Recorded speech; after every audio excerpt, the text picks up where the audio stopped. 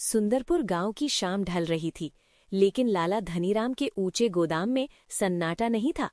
धूल और पुरानी बोरियों की गंध के बीच श्याम की सांसें फूल रही थी। वो अपनी फटी हुई बनियान से पसीना पोंछता और फिर 50 किलो की चावल की बोरी अपनी कांपती हुई पीठ पर लाद लेता। लाला अपनी ऊंची गद्दी पर बैठा काजू बादाम चबा रहा था और उसकी छोटी आंखें श्याम की हर लड़खड़ाहट को ताड़ रही थी। तभी लाला चिल्लाया, अरे ओ श्याम, ये आखिरी 10 बोरियां बची हैं। अगर सूरज डूबने से पहले ये ऊपर वाले कमरे में नहीं पहुंची तो आज की मजदूरी भूल जाना। वैसे भी तू आजकल बहुत सुस्ताने लगा है, कहीं बुढ़ापा तो नहीं आ गया? मालिक, सुबह से 60 बोरियां चढ़ा चुका हूं। दोपहर का खाना भी नसीब नहीं हुआ। बस 5 मिनट बैठने दीजिए, फिर ये भी चढ़ा दूंगा। लाला आग बबूला होकर बोला, सुस्ताने के पैसे नहीं मिलते यहाँ। काम करना है तो कर, वरना बाहर मजदूरों की कतार लगी है। और वो देख, तेरा लड़का आर्यन बाहर खड़ा मुंह लटकाए इंतजार कर रहा है। शायद पैसे मांगने आया होगा। श्याम ने झट से बाहर देखा। उसका 10 साल का बेटा आर्यन फटी हुई चप्पलें और धूल से सने पैर लिए गोदाम की चौखट पर खड़ा था। उसके हाथ में एक पुरानी ड्राइंग बुक थी जिसका कवर फट चुका था। श्याम लपक कर उसके पास गया और उसके सिर पर हाथ रखकर पूछा, बेटा, यहाँ क्यों आए? घर जाओ, माँ इंतजार कर रही होगी। पिताजी, मास्टर जी ने कहा है कि कल अगर नई ड्राइंग बुक और पेन नहीं लाया तो वो मेरा नाम स्कूल से काट देंगे। लाला जी की दुकान पर ये 50 रुपए की मिल रही है। क्या आपके पास कुछ पैसे होंगे? आर्यन की आंखों में आंसू थे। श्याम का कलेजा मुंह को आ गया। उसने अपनी फटी जेब में हाथ डाला, जहां कुल मिलाकर 1.5 रुपए के कुछ सिक्के पड़े थे। लाला गद्दी से उठा और मटकते हुए उनके पास आया। उसने आर्यन के हाथ से वो फटी हुई किताब झपट ली और बोला, 50 रुपए? अरे श्याम, तेरे जैसे मजदूर के लिए 50 रुपए पहाड़ जैसा होता है। तू क्यों इस बच्चे को पढ़ाई के झूठे सपने दिखा रहा है? इसे भी मेरे गोदाम में लगा दे, कम से कम 2 वक्त की रोटी तो कमाएगा। पढ़ाई लिखाई अमीरों के चौंचले हैं। श्याम की मुट्ठियां भींच गईं। उसकी आंखों में पानी उतर आया।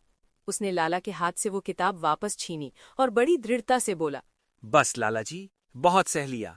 मेरा शरीर थका सकते हो, मेरा पसीना बहा सकते हो, पर मेरे बेटे के स्वाभिमान और उसके सपनों का मजाक मत उड़ाइए।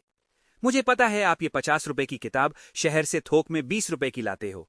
आप जैसे लोग गरीबों की मजबूरी का फायदा उठाकर अपनी तिजोरियां भरते हैं। लाला का चेहरा गुस्से से तमतमा उठा। वो अपनी उंगली दिखाते हुए चीखा, जबान लड़ाता है, मेरी ही रोटी खाता है और मुझी को आंखें दिखाता है। निकल जा अभी के अभी। और सुन ले, आज की 1 कौड़ी मजदूरी नहीं मिलेगी। कल से काम पर मत आना। देखता हूं कैसे भरता है अपने बेटे का पेट और कैसे दिलाता है उसे 50 रुपए की किताब। श्याम ने आर्यन का हाथ पकड़ा और बिना पीछे मुड़े गोदाम से बाहर निकल गया। उसने जाते जाते बस इतना कहा, काम तो मैं वैसे भी नहीं आऊंगा लाला। आपने मुझे व्यापार करना नहीं, बेईमानी की गद्दी संभालना सिखाया है। पर याद रखना, जिस दिन एक मजदूर अपनी बुद्धि का इस्तेमाल करने लगा, उस दिन तुम्हारी ये सल्तनत मिट्टी में मिल जाएगी। आज से मैं मजदूरी नहीं, अपना और अपने गांव का स्वाभिमान कमाऊंगा। आर्यन और श्याम जब घर पहुंचे तो उनकी झोपड़ी में सन्नाटा था। राधा चूल्हे के पास बैठी सूखी रोटियां बना रही थी। श्याम को बिना पैसों के और खाली हाथ देखकर वो समझ गई कि आज फिर कुछ बुरा हुआ है। श्याम चुपचाप जमीन पर बैठ गया। राधा ने उसके पास आकर उसके कंधे पर हाथ रखा और कहा, जी, हिम्मत मत हारिए। लाला की नौकरी गई तो क्या हुआ? भगवान ने 2 हाथ दिए हैं, कहीं और काम मिल जाएगा। श्याम ने राधा की आंखों में देखा और कहा, नहीं राधा, अब मजदूरी नहीं करूंगा।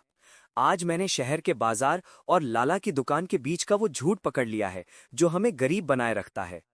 जो सामान हम 100 रुपए में खरीदते हैं वो असल में 40 रुपए का होता है। हम अपनी मेहनत का सारा पैसा लाला जैसे लोगों के लालच की भेंट चढ़ा देते हैं। मैं शहर जाऊंगा, वहां के थोक बाजार को समझूंगा। मैं वो रास्ता ढूंढूंगा जिससे हर गरीब को उसका हक सही दाम पर मिले, चाहे मुझे अपना पुराना ठेला ही क्यों न चलाना पड़े। पर अब मैं सुंदरपुर में 20 रुपए का चमत्कार लेकर आऊंगा। तो आप क्या करेंगे? हमारे पास तो जमा पूंजी भी नहीं है। रात का अंधेरा गहरा था, लेकिन शाम की आंखों में एक नई सुबह का सपना पल रहा था। उसने तय कर लिया था कि वो अब लाला की दी हुई जिल्लत की जिंदगी नहीं जिएगा।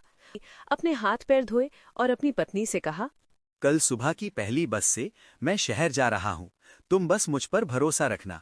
शहर की सुबह सुंदरपुर की सुबह से बिल्कुल अलग थी। ऊंची इमारतें, भागती हुई गाड़ियां और हर तरफ मशीनों का शोर। शाम बस से उतरा तो उसके हाथ में सिर्फ एक पुराना थैला और दिल में लाला धनीराम की वो जलील बातें चुभ रही थीं। वो चलते चलते शहर के सबसे बड़े थोक बाजार यानी होलसेल मार्केट पहुंच गया। वहां का नजारा देखकर उसकी आंखें फटी की फटी रह गईं। जहां सुंदरपुर में एक एक चीज के लिए लाला के सामने हाथ फैलाने पड़ते थे, यहाँ वही सामान पहाड़ों की तरह ढेर लगा हुआ था।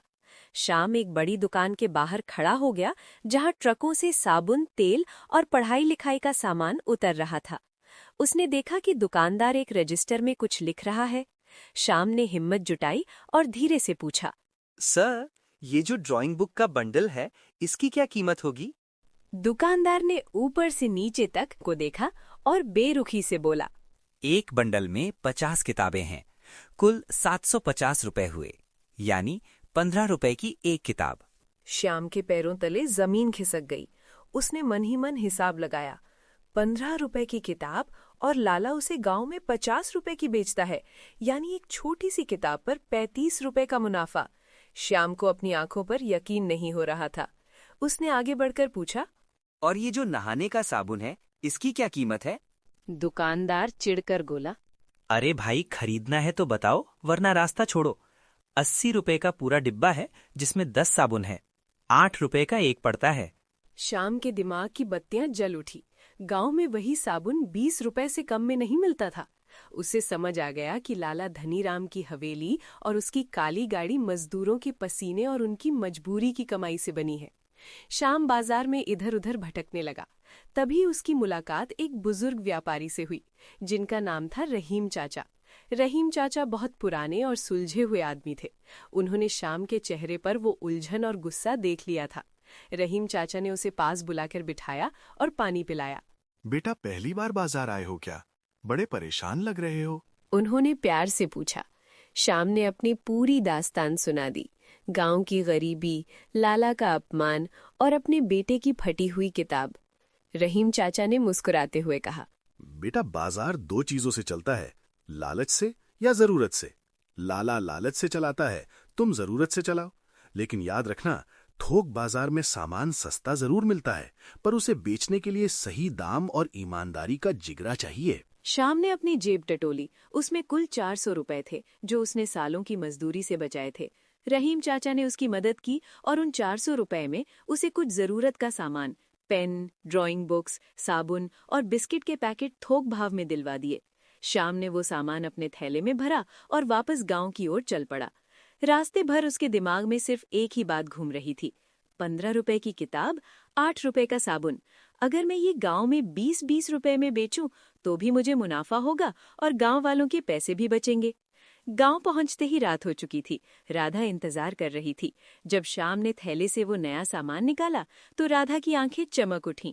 शाम ने आर्यन को पास बुलाया और उसके हाथ में एक नहीं बल्कि 2 नई ड्राइंग बुक और एक शानदार पेन थमाया। आर्यन की खुशी का ठिकाना नहीं था। शाम ने राधा से कहा, राधा, कल से मैं मजदूरी ढूंढने नहीं जाऊंगा। कल सुबह हमारा पुराना लकड़ी का ठेला बाहर निकलेगा।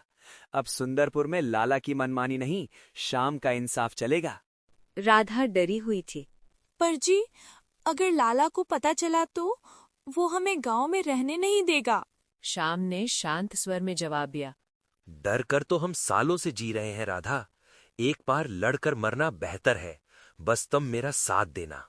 अगले दिन की तैयारी के लिए शाम ने रात भर जागकर अपने पुराने ठेले को साफ किया और उस पर कोयले से बड़े बड़े अक्षरों में लिखा, 20 रुपए का चमत्कार, हर सामान सिर्फ 20 रुपए में। अगली सुबह सुंदरपुर गांव का नजारा कुछ बदला हुआ था। शाम ने अपने पुराने लकड़ी के ठेले को नीले और सफेद रंग से रंगा था और उस पर बड़े बड़े अक्षरों में लिखा था, शाम का इंसाफ, हर जरूरत का सामान सिर्फ 20 रुपए में। जैसे ही उसने गांव की मुख्य गली में अपना ठेला निकाला, लोगों की नजरें उस पर टिक गई। लेकिन ये नजरें तारीफ की नहीं बल्कि शक और मजाक की थीं। गांव के चौराहे पर बरगद के पेड़ के नीचे बैठे कुछ लोग, जो सालों से लाला की गुलामी कर रहे थे, जोर जोर से हंसने लगे। धनीराम अपने गोदाम से बाहर निकला। शाम के ठेले पर 20 रुपए का चमत्कार दिखकर वो ठहाका मारकर बोला, अरे ओ श्याम, कल तक मेरी बोरियां उठाता था और आज सेठ बनने का नाटक कर रहा है। 20 रुपए में ड्राइंग बुक और साबुन? या तो तू पागल हो गया है या ये सामान चोरी का है। श्याम शांत रहा। उसने एक ड्राइंग बुक उठाई और बोला, गांव वालों, ध्यान से सुनो। ये वही ड्राइंग बुक है जिसके लिए लाला तुमसे 50 रुपए वसूलता है, जबकि इसकी असली कीमत सिर्फ 15 रुपए है। मैं भी इसमें थोड़ा मुनाफा रख रहा हूं, लेकिन फिर भी इसे तुम्हें सिर्फ 20 रुपए में दूंगा। अब फैसला तुम्हारा है। अपनी मेहनत की कमाई लाला की तिजोरी में भरनी है या अपने बच्चों के भविष्य के लिए बचानी है। भीड़ में फुसफुसाहट शुरू हो गई। तभी अचानक आर्यन के स्कूल के मास्टर जी वहां से गुजरे।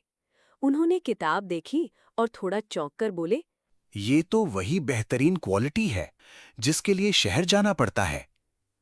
श्याम, मुझे 5 किताबें दे दो। जैसे ही मास्टर जी ने 100 रुपए दिए, गांव वालों का शक यकीन में बदल गया। देखते ही देखते लोग उमड़ पड़ते, श्याम के ठेले पर भीड़ लग गई। जो सामान लाला की दुकान पर हफ्तों पड़ा रहता था, वो श्याम के ठेले से मिनटों में बिकने लगा। लाला का चेहरा गुस्से से काला पड़ गया। उसने अपने गुंडों को इशारा किया, लेकिन गांव के नौजवानों ने श्याम के चारों तरफ घेरा बना लिया। आज मजदूर का स्वाभिमान जीत रहा था। शाम होते होते श्याम का सारा सामान बिक चुका था। उसकी जेब में पहली बार अपनी बुद्धि और ईमानदारी की कमाई थी। वो सीधे दृढ़ कदमों से लाला के गोदाम के सामने पहुंचा। लाला अकेलेपन में अकेला बैठा अपनी खाली दुकान को देख रहा था। श्याम गुस्से में, लाला जी, ये रहे वो 50 रुपए जो आपने कल मेरे बेटे से छीने थे। नजरें सीधे लाला की आंखों में। आज ये मेरी खैरात नहीं, मेरी सफलता का पहला हिस्सा है। मैंने कहा था, अगर मजदूर की बुद्धि काम करने लगी तो सल्तनत मिट्टी में मिल जाएगी। एक पल का सन्नाटा। देखिए, शुरुआत हो चुकी है। रात का समय है। श्याम की झोपड़ी में आज दिया कुछ ज्यादा ही तेज जल रहा है। आज राधा ने सूखी रोटी नहीं, बल्कि घी लगी गरम रोटियां बनाई है। एक कोने में बैठा आर्यन अपनी नई ड्राइंग बुक में रंग भर रहा है। वो अपने पिता का चित्र बनाता है और नीचे लिखता है, मेरे पिता, मेरे हीरो। आज घर सच में घर जैसा लग रहा है।